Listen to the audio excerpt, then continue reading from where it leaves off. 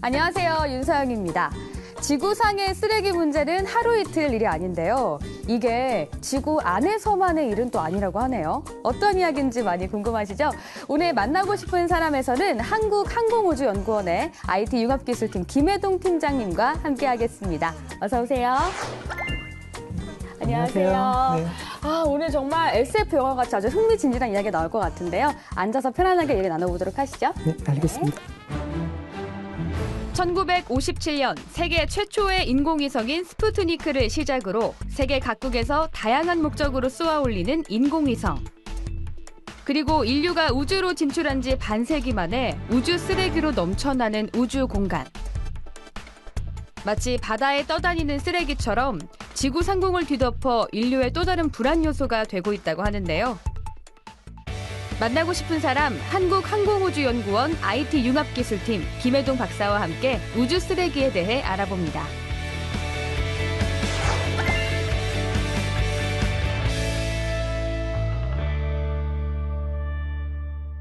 네, 제가 한국항공우주연구원의 IT 융합기술팀이다 이렇게 소개를 드렸는데요. IT 융합기술팀이 정확히 어떤 일을 하는 곳인가요? 네, 요즘 그 IT 그다음에 융합이라는 말이 굉장히 대세일 겁니다. 네. 그래서 저희 연구원뿐만이 아니라 다른 연구소에서도 IT 융합 이런 그 이름이 들어가 있는 부서가 많이 있는데요.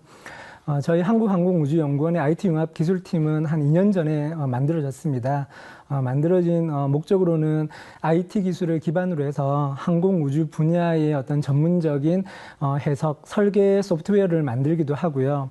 지금 현재 저희가 하고 있는 일 중에 하나는 인공위성을 관제하는 소프트웨어도 저희가 만들기도 하고요.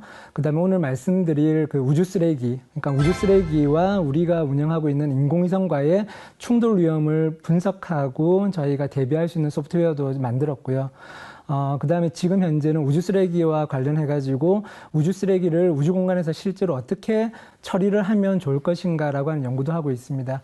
네, 오늘 저희가 집중적으로 다뤄볼 주제가 바로 우주 쓰레기잖아요. 근데 사실 우주 쓰레기다 이렇게 하면은 딱 와닿지가 않아서 저희가 사진을 하나 준비해 봤거든요. 한번 같이 보실까요? 네, 이게 우주 쓰레기 사진이라고 하는데, 그러니까 정확히 저렇게 커다란 게 지금 지구로 떨어진 건가요? 네, 그렇습니다. 예, 저거는 지금 무엇이냐 그러면은 인공위성이 우주로 날아가기 위해서는 이제 발사체 로켓에 실려서 올라가야 되는데요. 네. 그 로켓에 실려 있는 그러니까 연료통이 일부가 이제 지구 대기권으로 들어오면서 불타 없어져야 되는데 보통 이제 연료통 같은 경우는 이제 특수한 재질, 이제 티타늄 같은 특수한 재질로 만들어져 있기 때문에 네. 일부가 불타지 않고 저렇게 지구로 추락하는 사례도 가끔 있습니다. 근데 원래는 땅에 추락을 하게 되면은 혹시라도 다칠 수가 있기 때문에 네. 대부분의 로켓들은 올라가서 남겨진 로켓 부분들이 대부분은 이제 바다에 떨어지게끔 대부분 이제 설계를 하게 되어 있습니다. 네. 그래서 바다에 대부분 떨어지기 때문에 사람이 뭐 다치거나 그런 일은 없는데 저 경우에는 아마도 로켓가 원래 생각했던 곳으로 가지를 않고 다른 곳에 이렇게 불시착한 예라고 보시면 되겠습니다. 그럼 보통 우주 쓰레기가 이렇게 우주 발사체의 잔해물로 저희가 생각을 하면 되는 건가요? 그것도 있고요. 기본적으로 우주 쓰레기라고 하는 거는 정의를 우리가 어떻게 내리냐 그러면 인간이 만들어낸 물체가 우주 공간에 갔다가 더 이상 쓸모없이 버려진 모든 물체들을 얘기를 하게 되겠습니다. 그래서 가장 당연한 예는 인공위성을 우리가 뭔가 일을 시키기 위해서 이제 올리지 않습니까? 올려가지고 몇 년 동안 잘 이용을 하다가 연료가 다 떨어진다든지 아니면은 뭐 고장이 난다든지 하게 되면은 이제 버려지게 됩니다. 네. 예, 그게 일단은 이제 우주 쓰레기로 전락을 하는 거죠. 우리도 자동차를 다 막 이렇게 계속 천년만년 쓸 수는 없지 않습니까? 잘 쓰다가 몇 년 뒤에 아니면 뭐 고장이 나게 되면 폐차장으로 가서 이제 버리게 되는데 이제 네. 우주 공간 같은 경우는 폐차장이라는 개념이 아직 없으니까 그런 것들이 버려지게 되면 우주 쓰레기가 되겠고요. 그다음에 아까 보여드린 그림처럼 로켓에 실려가지고 인공위성이 올라가야 됩니다. 그러면 그 인공위성들이 1단, 2단 로켓들이 가속을 줘가지고 마지막에 인공위성을 이제 집어넣게 되는데요. 네. 마지막에 3단 로켓 같은 경우는 인공위성하고 거의 유사한 궤도에서 지구를 계속 돌게 되어 있습니다. 그래서 인공위성은 따로 이제 떠나게 되고 남은 로켓도 이제 지구 주위를 돌게 되는 거죠. 그것도 굉장히 큰 우주 쓰레기가 되는 거고요. 그 다음에 이제 그렇게 버려진 인공위성하고 그런 로켓의 몸통들이 서로 부딪혀가지고 또 다른 우주 쓰레기를 또 발생할 수도 있고요. 그 다음에 재밌는 예는 우주인들이 그 우주 왕복선에서 이제 나와가지고 우주 유영을 하지 않습니까? 네. 우주 유영을 하다가 뭔가 일을 하는데 스패너 같은 어떤 도구들을 놓치게 돼요. 놓치게 되면 그것도 우주 쓰레기가 되는 거죠. 우리가 보기에는 굉장히 적은 속도로 움직인다고 생각하지만 우주 왕복선 옆에 있는 그 자체가 지구 주위를 도는 굉장히 빠른 속도를 가지고서 돌기 때문에 그것도 큰 위협이 될 수가 있고요. 그런 우주 쓰레기의 사이즈라고 하는 건 하여튼 제각각이라고 보시면 되겠습니다. 우주 쓰레기의 범위가 생각보다 넓은 것 같아요. 네, 그렇습니다. 네. 네, 그럼 우리나라에서 이 우주 쓰레기를 연구하신 분들 중에 최초의 한 분이라고 들었는데 어떻게 하다가 이렇게 연구를 하게 되셨나요? 네, 아마 국내에서는 우주 쓰레기를 연구를 한 뭐 사람 중에 한 사람으로 아마 2007년도에 네. 제가 먼저 우주 쓰레기 위험에 대해서 이제 분석을 하게 됐는데요. 계기는 뭐였냐 그러면 2007년도 1월 달에 네. 중국에서 자국이 만들어가지고 쏘았던 인공위성 중에 그 팽륜 1C라고 하는 인공위성이 있었습니다. 그 인공위성이 이제 버려져 있었는데 그것을 목표로 해가지고 중국 사천성에서 미사일을 쏘았습니다. 미사일을 쏘아가지고 지구 주위를 돌고 있는 인공위성을 맞춘 거죠. 대단히 어려운 기술인데요. 네. 그 기술을 불행인지 다행인지 성공을 하는 바람에 엄청나게 많은 쓰레기들이 이제 갑작스럽게 만들어지게 된 거죠. 그 계획은 왜 하게 된 거예요? 중국이 이제 우주 기술을 발전시키기 위해서요. 연습용으로 뭐 한 그렇게 거였는데? 볼 수 있습니다. 예. 그래서 그때 당시에 제가 항공우주연구원에 위성을 운영하고 있는 관제실에서 근무를 하고 있었는데요. 비상이 걸렸어요. 비상이 걸려가지고 그때 당시에 저희 연구원에서 개발해서 운영 중인 위성이 2개가 있었습니다. 아리랑 위성 1호가 있었고요. 그 다음에 아리랑 위성 2호가 있었는데 국가적으로 굉장히 중요한 위성이거든요. 그 2개를 하나씩 만드는데 한 2,400억, 2,500억씩 들어가지고 만든 위성이니까. 천문학적인 돈이. 네. 갑자기 중국에서 이제 그런 실험을 하는 바람에 생긴 우주 쓰레기 때문에 그것들이 망가지면 안 되잖아요. 네. 그래서 제가 처음으로 우리 아리랑 위성하고 그 쓰레기들하고 중국 때문에 만들어진 쓰레기하고 얼만큼 이렇게 충돌 위험이 있는지를 처음 분석을 해서 이제 상부, 그러니까는 국가 상부기관에 이제 보고를 했던 기억이 있습니다. 그래서 그때서부터 이제 우주 쓰레기에 관심을 가지게 됐고요. 지금까지 이렇게 왔습니다. 아니, 이런 우주 쓰레기에 대한 관심이 점점 높아지고 있는지 요즘은 영화에서도 그런 장면을 조금 찾아볼 수가 있더라고요. 네, 맞습니다. 네. 네, 저희가 장면을 좀 준비해봤는데 함께 보실까요? 네, 이렇게 우주를 떠다니는 우주인들이 보이는데 움직이는 게 다 우주 쓰레기를 표현한 거죠, 지금. 지금 현재 막 이렇게 굉장히 오. 빠른 속도로 날아오고 부딪히는 것들은 우주 쓰레기에 의해서 그렇게 파괴가 또 일어나고 또 다른 지금 쓰레기가 지금 만들어지는 모습이라고 볼 수 있죠. 네. 쓰레기가 쓰레기를 만드네요. 그렇죠. 네네. 아니, 이런 게 근데 영화에서만 하는 게 아니라 실제로도 가능한 장면이나요? 현재까지 저렇게 갑작스럽게 많은 쓰레기가 발생하는 네. 대량의 어떤 사태는 지금 발생되지 않았는데요. 네. 현재까지 파악이 된 인공위성이 우주 쓰레기와 부딪혀가지고 운영이 중단되거나 파괴가 되었다라고 나중에 분석을 해서 봤을 때 확인이 된 거는 한 4개 정도 사례가 있습니다. 그 중에 유명한 사례가 96년도에 프랑스의 세리스라고 하는 위성이 있었는데요. 네. 갑자기 이제 통신이 안 되는 거예요. 그래서 왜 안 되지라고 아무리 이제 파악을 했는데 결국 나중에는 보니까는 그 통신이 안 되는 시점 전으로 어떤 우주 쓰레기, 우주 물체가 지나가서 통신 시설을 갖다 이렇게 때려가지고 마비가 됐다라는 게 이제 판명이 됐고요. 그다음에 2009년도에 미국의 그 이리듐 위성이라고 해서 약 66개의 위성이 지구 주위를 돌면서 이제 통신을 하는 위성이 있습니다. 이게 상업용 위성으로 서비스를 하게 되는데요. 그것도 갑자기 이제 통신이 안 되고 그거는 완전 이제 박살이 났습니다. 그래서 나중에 그 궤도를 분석해서 보니까는 버려져 가지고 돌고 있던 러시아 위성, 러시아의 코스모스라고 하는 위성하고 살아있는 위성이 서로 완전히 정면으로 부딪혀가지고 수천 개의 또 다른 쓰레기를 만든 아주 그냥 사상 초유의 이제 사태가 일어났던 거죠. 예, 네. 다행스럽게도 이제 그런 문제가 발생됨으로 인해 가지고 네. 전 세계적으로 우주 쓰레기에 대한 관심이 높아지게 된 계기가 또 됐습니다. 네, 미리미리 조금 대비책을 세우는 그런 네, 게 좀 네. 필요한 것 같은데 네. 어떻게 보면 이제 저희가 요즘에 핸드폰이나 뭐 인터넷이 안 되면 정말 5분도 보내기가 힘들잖아요, 시간을. 네, 그런데 그렇습니다. 갑자기 이렇게 네. 인공위성에 파편이 부딪혀서 고장이 나게 된다면은 실질적으로 느끼게 되는 피해가 클 수밖에 없겠네요. 네, 그렇습니다. 네, 뭐 우리가 가장 많이 그 인공위성에 영향을 많이 받는 게 그 내비게이션이죠. 네. 지금은 뭐 내비게이션이 없으면은 길 찾기가 되게 어렵지 네, 않습니까? 네. 네, 그것을 할 수 있는 게 지구 주위에 돌고 있는 이제 GPS 위성 덕분이고요. 네. 혹시라도 지금 당장은 아닐 겁니다. 네. 지금 당장은 아니지만은 우주 쓰레기로 인해 가지고 그러한 GPS 위성들이 뭐 부서지거나 파괴되는 일이 미래에 있다 그러면 갑작스럽게 대혼란이 올 수도 있겠죠. 당장 일은 아니겠지만. 네. 그럼 이렇게 지구로 떨어지는 물체를 이렇게 뭐 방향이라든지 이런 걸 좀 예측할 수 있는 시스템은 갖춰져 있나요?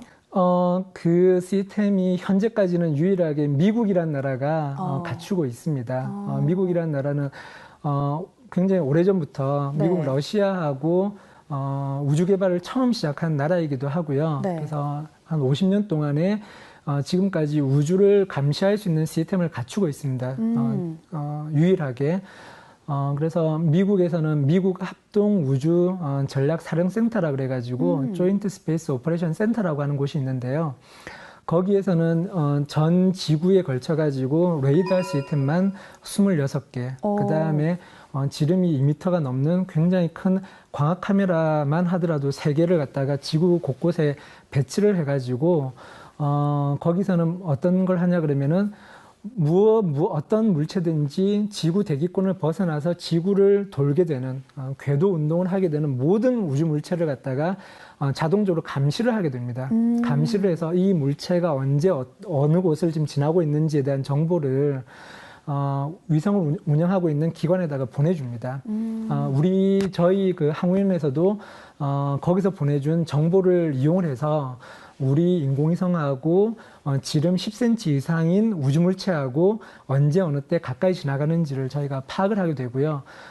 다른 대부분의 나라도 그 정보에 의존을 할 수밖에 없습니다. 그러니까 왜 그렇게 이제 좋은 일을 하냐 그러면 지금 현재까지는 네.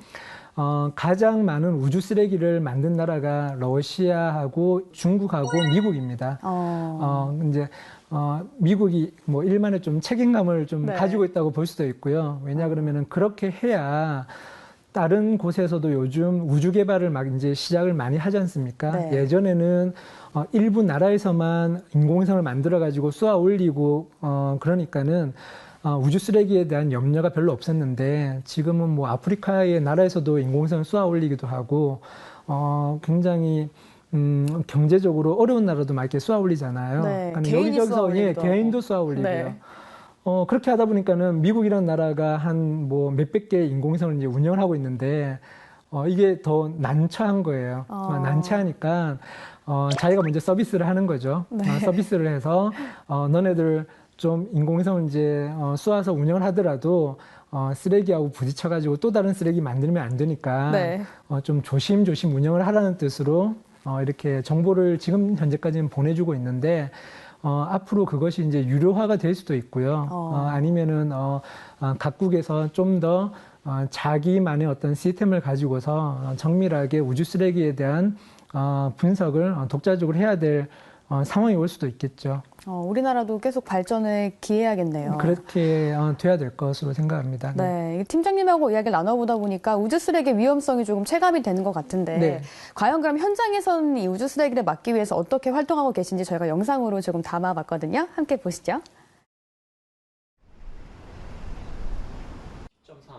우주에 쌓여가는 우주 쓰레기 문제에 대처하기 위해 한창 연구 중인 한국항공우주연구원 IT 융합기술팀. 한국이 운용하고 있는 위성 수가 점점 많아지는 만큼 우리도 우주 쓰레기 문제를 더 이상 두고만 볼 수만은 없는 현실이 됐습니다.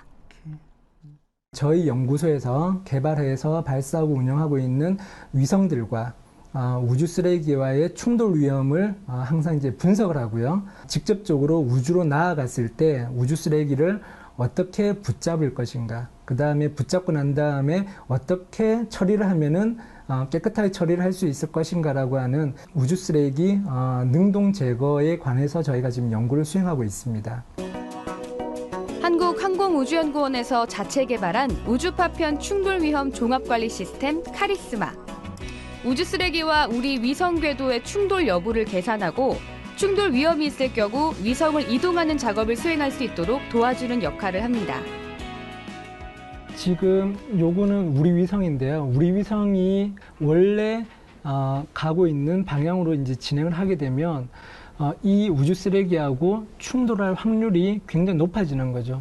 근데 만일 이 상태에서 우리 인공위성을 갖다가 최적화된 회피 기동을 수행을 하게 되면 우주 쓰레기하고 부딪힐 확률이 이제 굉장히 떨어지는 거죠. 이렇게 피해가는 걸 알 수가 있습니다. 그래서 이거는 우리 위성이 회피 기동을 했을 때의 경로이고요.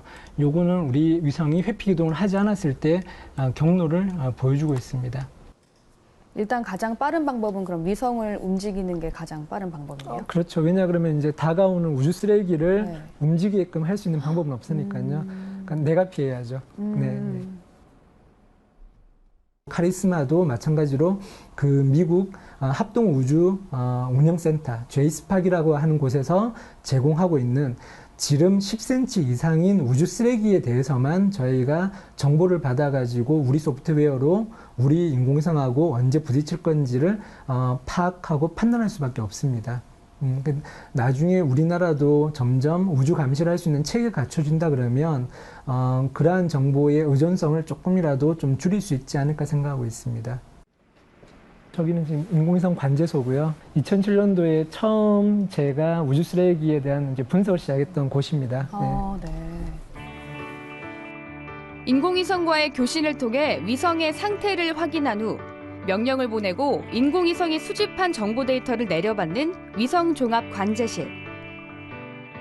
반원형으로 되어 있는 것은 우리가 정상적으로 위성하고 교신을 하고 있다는 의미이고요. 그래서 지금 현재 보시면은 그 동그란 원 안에 아리랑 위성 3A호가 작은 원을 가지고서 표시가 돼가지고 지금 지나가는 것을 확인을 할 수가 있습니다.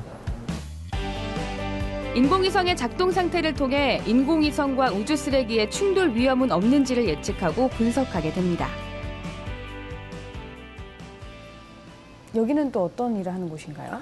저기는 테스트를 하기 위한 어떤 공간인데요. 네. 저게 이제 청소위성 자체는 아니고요. 청소위성에 들어갈 어떤 기술을 저희가 이제 시험을 하기 위해 가지고 네. 저렇게 지금 뭔가 시험 준비를 하고 있는 장면이고요. 요게 청소위성을 가상을 해가지고 저희가 뭔가 이제 테스트를 해보려고 하는 거고요. 요게 이제 가상의 우주 쓰레기라고 저희가 이제 보는 겁니다. 가상의 우주 쓰레기라고 보고 내가 지금 제거해야 될 우주 쓰레기라 한다 그러면 그 우주 쓰레기를 이제 쫓아가는 거죠. 쫓아가서 특정 거리를 갖다가 이제 유지를 하게 되겠고요.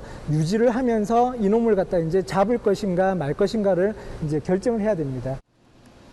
우주 쓰레기를 처리하는 방법 중 하나인 청소 위성이 정보를 획득할 수 있도록 스마트폰 프로세스를 결합해 연구 중이라고 하는데요. 실제로는 이 스마트폰 안에 인공위성이 하는 여러 가지 일이라든지 그다음에 기능들을 대부분 다 가지고 있습니다.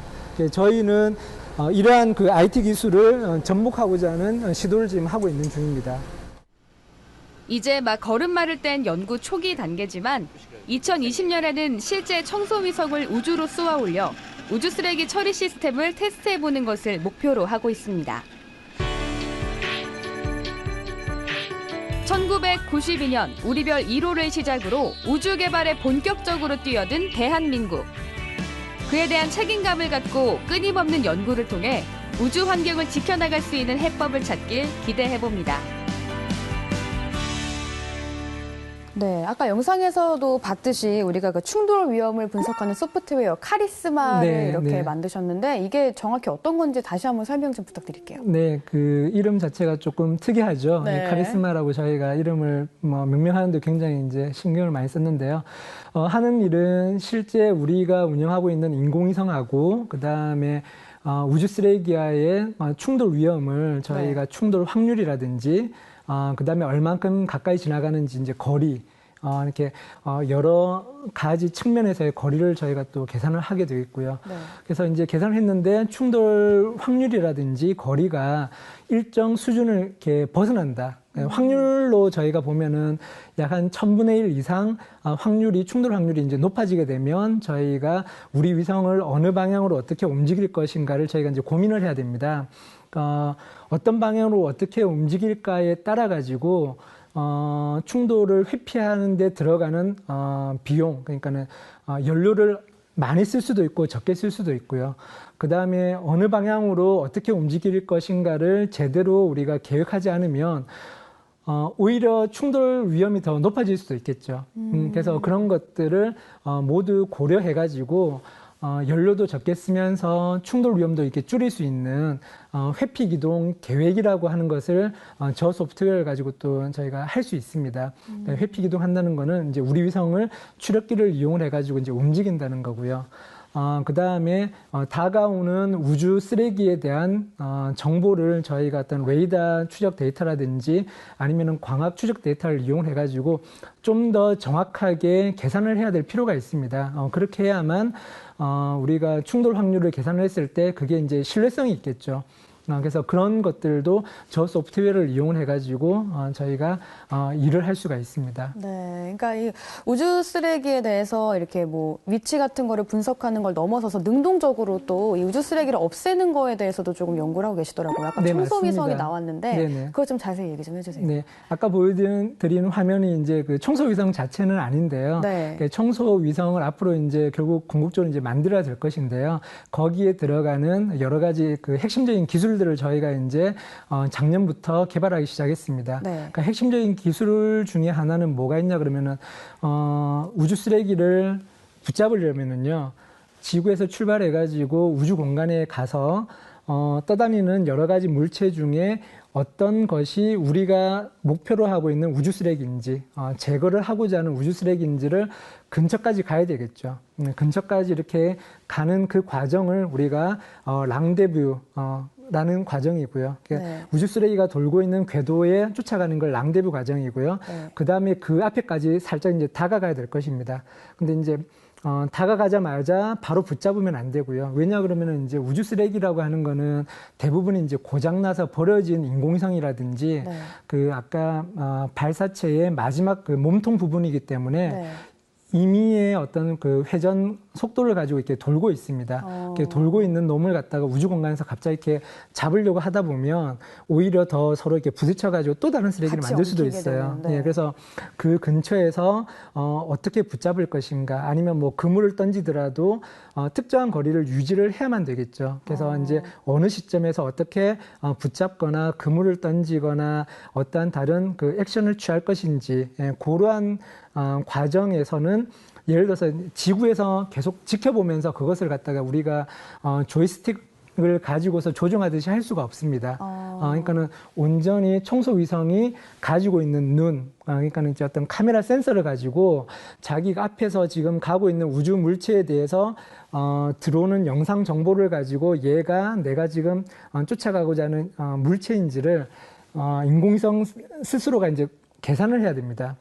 그것도 이제 계산해야 되는 어떤 소프트웨어도 우리가 개발을 해야 되고요. 그 다음에 그것을 가지고서 우리가 어느 만큼 지금 가까이 지금 쫓아가고 있는지 거리에 대해서 이제 추정하는 알고리즘도 저희가 개발해야 되겠고요.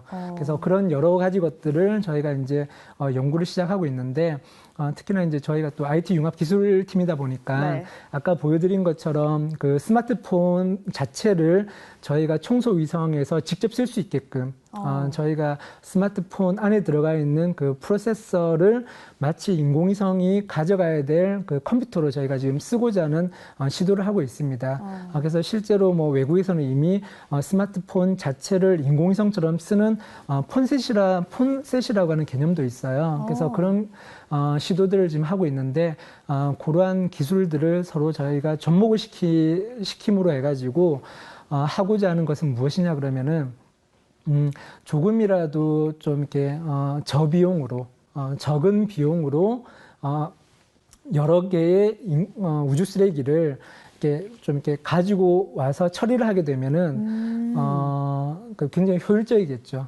지금 현재까지는 그러한 기술들이 많이 지금 개발되어 있지는 않습니다. 그래서 저희도 도전해 볼 만한 과제로 지금 생각하고 있고요. 저희가 보통 이제 로켓과 로켓가 만난 도킹 작업을 하는 것도 굉장히 고도의 기술인데, 네, 맞습니다. 네네. 그 우주 발사체를 잡으려고 따라다니려면 정말 많은 네, 노력이 맞습니다. 필요하겠네요. 그리고 네, 또 여러 개를 맞습니다. 또 가져오려고 하니까. 네, 맞습니다. 네네. 그렇군요. 제가 알기로는 뭐 미국이나 일본 같이 우주 개발 조금 선진국들은 그거를 좀 지키기 위해서 규정이나 이런 것들이 따로 정해져 있다고 들었거든요. 네, 맞습니다. 그것을 저희가 이제 그 스페이스 디브리, 그러니까는 우주 쓰레기, 미티게이션 가이드라인이라고 그러는데요. 우리말로 굳이 이제 번역을 하자 그러면은 우주 쓰레기 발생을 억제하거나 네. 줄이기 위한 자체적인 가이드라인이 되겠습니다. 그 가이드라인을 맨 처음 만든 나라가 이제 미국이고요. 네. 미국이 1995년도에 그러한 룰을 만들었고, 그 다음에 일본의 작사라고 하는 곳에서 만들었습니다. 그 다음에는 프랑스, 그 다음에 독일, 지금 뭐 러시아, 중국에서도 자체적인 가이드라인을 만들어 가지고 어떻게 하고 있냐 그러면 우주 쓰레기가 발생하지 않도록 인공위성을 설계할 때는 요렇게 만들어야 되고, 그 다음에 발사체를 발사할 때는 그러한 나머지 찌꺼기들이 혹시라도 우주 공간에 남아있지 않도록 해야 된다. 그 다음에 인공위성을 운영을 하게 되면은 운영하는 동안에 충돌 위험이 없도록 회피 기동도 해야 되고, 그 다음에 마지막에 인공위성을 다 썼으면 안전하게 폐기를 해라. 가장 이제 쉬운 방법 중에 하나가 낮게 떠다니는 위성 같은 경우는 지구 중력이라든지 대기의 어떤 저항 때문에 고도가 낮으면 낮을수록 더 빨리 지구 대기권에 들어와서 자연적으로 없어지거든요. 네. 그래서 높이 떠다니는 인공위성들 같은 경우는 굉장히 수십 년 동안 떠 있어 가지고 우주 쓰레기를 만들 수 있는 확률이 높아지게 됩니다. 그래서 임무를 다 하고 난 다음에는 최대한 25년 이내에는 지구 주위에 떠돌다가 불타 없어지게끔 25년이라는 어떤 가이드라인도 있고요. 그 다음에 지구 정지 궤도라 그래가지고 지구로부터 36,000km 떨어져 있는 정지 위성이 있는데, 네. 그러한 위성은 수백 년이 지나도 떨어지질 않아요. 그런 위성들은 오히려 고도를 갖다가 더 높이 올려가지고 우주 무덤이라 그러는데 그쪽에 올려버림으로 해가지고 다시 밑에는 또 다른 인공위성이 올라가가지고 이용을 할 수 있게끔 그런 가이드라인을 주는 겁니다. 언제가 될지 모르지만은 우주개발 선진국들이 그렇게 자체적인 가이드라인을 잘 준수를 함으로 해서 우주 쓰레기 증가되는 어떤 그런 추세를 줄여 나갈 수 있으니까는 네. 국제 연합, 유엔이라든지 아니면은 우주 파편 조정위원회라고 하는 어떤 국제 기구를 통해 가지고 네. 점점 우주 파편에 대해서 생성을 억제할 수 있게끔 우주에다가 인공위성을 쏘아 올리거나 그다음에 우주 탐사를 하고자 하는 나라에 대해 가지고 앞으로 우주 쓰레기에 대해서 너희들도 고민을 많이 해야 돼. 아니면은 뭐 시간이 지나면은 너네가 쏘아 올려 가지고 다 쓴 인공위성이라든지 로켓은 너네가 반드시 처리를 해야 돼라고 얘기를 들을 수도 있겠죠. 네. 우리가 산에 가가지고 항상 쓰레기 봉투 가져가가지고 쓰레기 가져오는 것처럼 네. 그런 것이 자연스럽게 될 날도 오지 않을까 싶습니다. 어떻게 보면 우주 에티켓을 미리 그렇죠. 만들어 놓는 네, 거라고 볼 수 맞습니다. 있겠네요. 네, 네, 네. 그 우주파편 조정위원회는 우리나라도 13번째로 가입이 돼 있는 걸로 알고 있는데 네, 거기서 네. 또 항우연이 대표 기관으로 활동하고 있죠. 네, 작년 2014년도에 저희가 13번째 정식 가입국이 됐고요. 네. 저희 항우연이 한국을 대표하는 그 기관으로 참여를 하고 있습니다.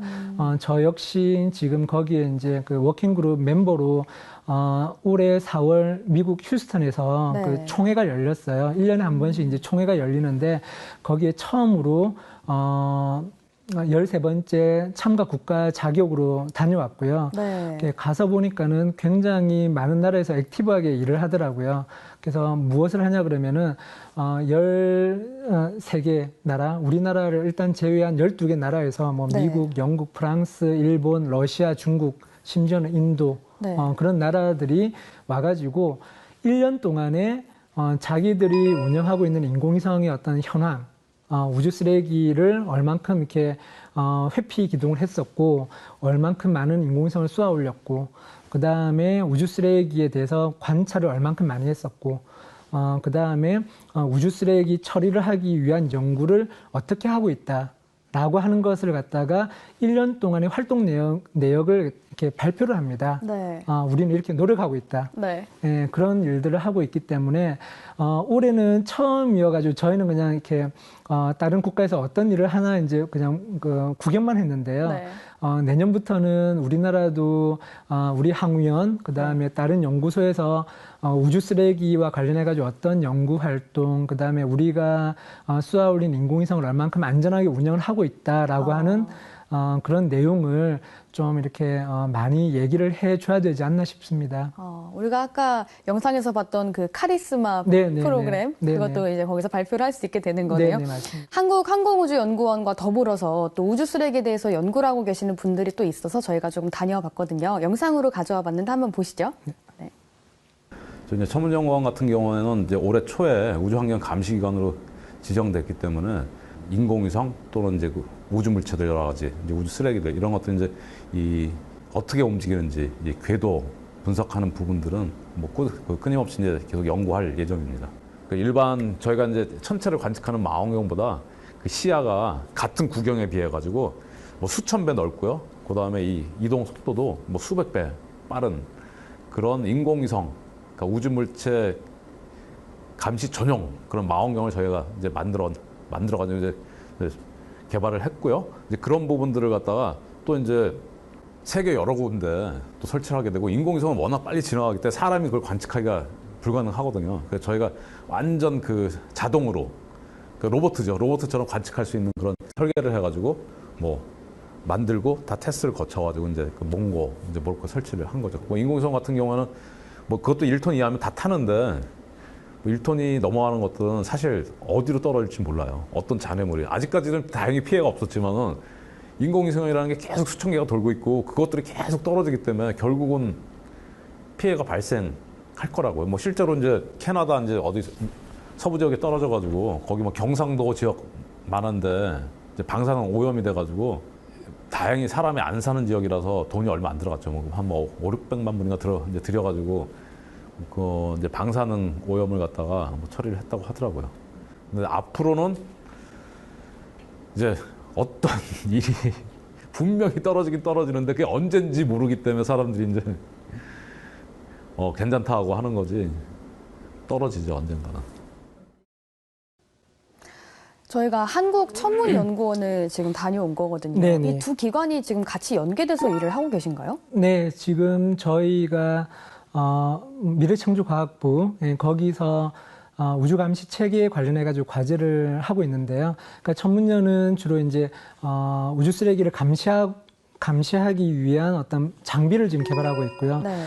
저희 연구원은 협동 연구 과제로서 아까 보여드린 카리스마라고 하는 그 소프트웨어도 만들고, 그 다음에 이제 우주 파편을 우주 쓰레기를 어떻게 제거할 것인가, 그런 쪽으로 약간 서로가 이제 특화를 시켜가지고 분담을 해서 연구를 지금 수행을 하고 있습니다. 같이 이렇게 협업하는 입장에서 방금 인터뷰 보면 어떤 생각을 하셨나요? 어쨌거나 이제 같은 분야의 연구자들이 네. 그나마 있다는 것은 다행스러운 거죠. 네. 예, 왜냐하면 2007년도에 처음 시작했을 때는 그렇게 뭐 아는 사람도 별로 없었고, 네. 아까 우주 쓰레기를 얘기를 할 때 많은 일반인들이라든지 심지어는 이제 뭐 국가적으로도 그게 필요한 것인가 이런 것에 대해서 우리가 이제 신경을 써야 될 것인가 의구심을 갖잖아요. 근데 이제 그런 것들이 연구자들이 많이 모이고 어떤 연구 성과를 내고 이런 것들이 우리가 앞으로 이제 대비해야 될 중요한 기술 중에 하나다라고 얘기를 하게 되면 좀 더 많은 사람들이 또 관심을 가질 것이고요. 좀 더 많은 사람들이 관심을 가지다 보면 좀 더 훌륭한 연구 결과가 나와가지고 우리가 뭐 우주 개발 선진국보다 출발은 늦게 했지만 네. 더 나은 어떤 연구 결과를 보여줌으로 해가지고 좋은 결실을 또 얘기할 수도 있겠죠. 네. 네. 그럼 좀 언제쯤이면 우리가 이렇게 우주 쓰레기 문제를 본격적으로 해결을 해볼 수가 있을까요? 우주 쓰레기를 이제 본격적으로 처리를 하려면은요, 청소 위성 자체, 그 다음에 없애는 어떤 기술에 대한 연구도 필요하지만 가장 큰 걸림돌이 청소 위성을 우주로 쏘아 보내는 비용 자체가 너무 큽니다, 아직까지는. 네. 그러니까 청소 위성 하나 만드는 것도 약간 좀 비용 부담이 있는 데다가 그 청소 위성을 쓰레기를 가지러 또 이렇게 로켓에 실려서 또 이렇게 올라가야 되잖아요. 네. 그러니까 로켓을 발사하는 비용이 이렇게 만만치가 않거든요. 그래서 아마도 지금 현재 뭐 외국에서는 뭐 재활용 발사체 이런 개념을 지금 하고 있는데, 그러니까 발사체에 대한 어떤 부담, 그러니까 인공위성, 청소위성을 실어 나르는 어떤 그런 비용 자체가 지금보다 현저하게 이제 줄어들게 되면 뭐 한 10분의 1 이상 아니면 100분의 1 이상 줄어들게 되는 시점이 오게 되면 이러한 분야에 대한 연구가 굉장히 본격적으로 이루어질 거라고 생각이 되고요. 제가 봤을 때는 그 시점이 지금 당장은 아니지만은 한 2020년이 이제 지나가게 되면 미국도 그렇고 유럽연합이라고 하는 그 유러피안 스페이스 에이전시가 있는데요. 네. 거기서 그 버스 크기만한 자기네들이 운영을 하다가 이렇게 그 고장이 난 인공위성이 있습니다. 굉장히 큰 인공위성이 있는데요. 네. 그걸 2021년까지 한번 붙잡아가지고 지구 대기권까지 내려와서 깨끗하게 없애버리는 걸 갖다가 한번 2020년 초반에 한번 보여주겠다 그랬거든요. 그래서 그런 것들이 이제 보여지게 되면 기술이 이제 성숙이 됐을 거니까 다른 여러 가지의 우주 쓰레기 없애는 어떤 기술들이 2020년 초반 이후부터 굉장히 각국의 어떤 경쟁을 유발을 시키게 될 것이고 발사 비용도 줄어들게 되면 각국에서 쏘아버린 인공위성에 대한 처리를 각국이 해야 된다라고 하는 어떤 그런 인식이 이제 본격화된다 그러면은 좀 더 본격적으로 많은 뭐 청소위성들이 이제 우주 공간에 올라가 있겠죠. 네. 이 팀장님을 비롯한 많은 연구진들의 노력에 힘입어서 대한민국의 우주 쓰레기 처리 기술에서도 큰 성과를 이루길 한번 기대해 보겠습니다. 오늘 말씀 너무 감사합니다. 네, 고맙습니다. 네, 고맙습니다. 감사합니다. 네. 한국 춘란이라는 게 거의 소위 말하는 좀 대박을 터뜨렸다 할까요? 지하에 있는 것을 좀 끌어내어서 소득 증대할 수 있다. 중국의 농산물이 싼 것이 많이 들어오기 때문에 위험하다. 포기할 수도 없는 거고 좌절할 필요도 없는 겁니다. 20대 젊을 때는 고생을 해야 된다. 물고기 잡는 방법을 좀 연구를 해라. 방법을 가르쳐주자. 저는 이제 먹는 농업의 시대를 넘어서서 새로운 기능성 농업, 고보와 같은 신소재를 만들어서 파는 거. 그런 그 어떤 패러다임의 시대를 열어나가야 된다고 주장을 합니다.